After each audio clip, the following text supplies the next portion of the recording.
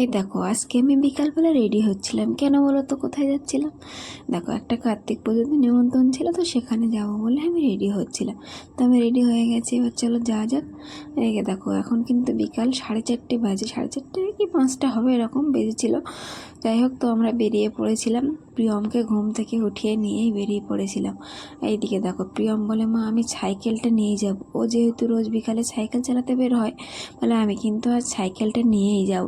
এদিকে সাইকেলটা নিয়ে গেলে তো আমাদেরকেই হেঁটে যেতে হবে।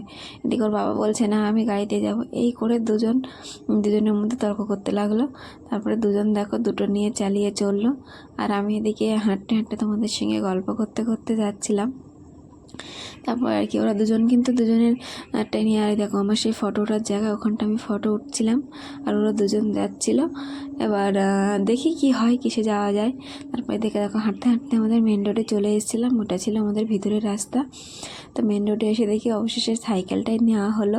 এই দেখো এটা জোড়া শিব মন্দির। যেতে আমাদের শিব মন্দিরটা কিন্তু সামনেই পড়ে, এটাকে বলে জোড়া শিব মন্দির। তারপরে দেখি আমি বাজারের কাছে চলে এসেছিলাম। এবার যাব আমি মিষ্টির দোকানে, একটু মিষ্টি নিয়ে যাব। বলো পুজোতে যাব, একটু মিষ্টি না নিয়ে গেলে হয়? তো আমি মিষ্টির দোকানে এসে দেখি কি ভিড় হয়ে আছে প্রচণ্ড। এই মিষ্টির দোকানটা না সব সময়ই ভিড় হয়ে যায়। আর মিষ্টিও দেখছিলাম আজকে অনেক কমই আছে, যেহেতু পুজো ছিল এই দোকানটাতে প্রচুর বিক্রি। তো আমি মিষ্টিটা নিয়ে চলে আসলাম অনেকক্ষণ দাঁড়িয়ে থাকার পর।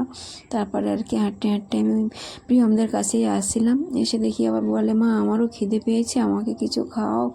ও তো যেহেতু ঘুম থেকে চলে এসেছিলো উঠে, ওকে বলে ঘুম থেকে উঠে খেতে ভালো লাগছিলো না, খেয়ে নিল। তারপরে দেখো আমরা হাঁটতে হাঁটতে চলে আসলাম, প্রায় ওদের বাড়ির কাছেই চলে এসেছি। দেখো এসে দেখি যে বললো যে উপরে পুজো হচ্ছে, তো আমরা উপরেই চলে যাচ্ছিলাম। উপরে গিয়ে দেখি যে ব্রাহ্মণ মশাই তো এসে গেছেন। আর এদিকে গোছানোর তোড়জোড়ও চলছে, প্রায় অনেকটাই হয়ে গেছিলো গোছানো।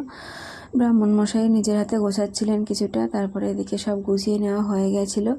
এবার বসছিলেন ব্রাহ্মণ মশাই পূজায়, আর ওরাও বসে গেছিলো পূজাতে।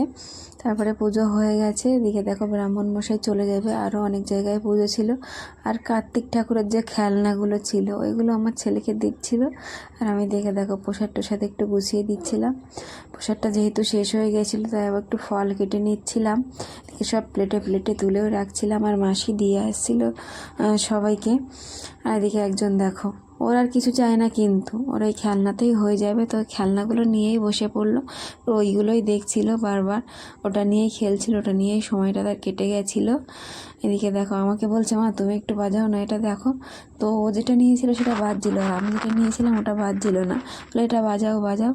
তারপরে আর কি এদিকে দেখো ফটো উঠলাম একটু ওদের সঙ্গে, ফটো টটো উঠে তারপরে প্রসাদ খাচ্ছিলাম। তারপর প্রসাদ খেয়ে আর কি চলে আসার পাড়া বাড়ি। তারপর দেখো একটু হালকা ঠান্ডা ঠান্ডা পড়ে গেছে, ওর জন্য তো সোয়েটার নিয়ে গেছিলাম, তো আমরা আর চাদর নিয়ে যাইনি, বলে ওকে নিয়ে হাঁটতে হাঁটতে আসবো, অতটা ঠান্ডাও লাগবে না, চলো নিতে হবে না। বাড়ি এসে গেছি, এবার একটু ফ্রেশ হয়ে তারপরে যাব ঘুমাতে। তখনের জন্য সবাইকে টাটা, গুড নাইট, সবাই ভালো থেকো।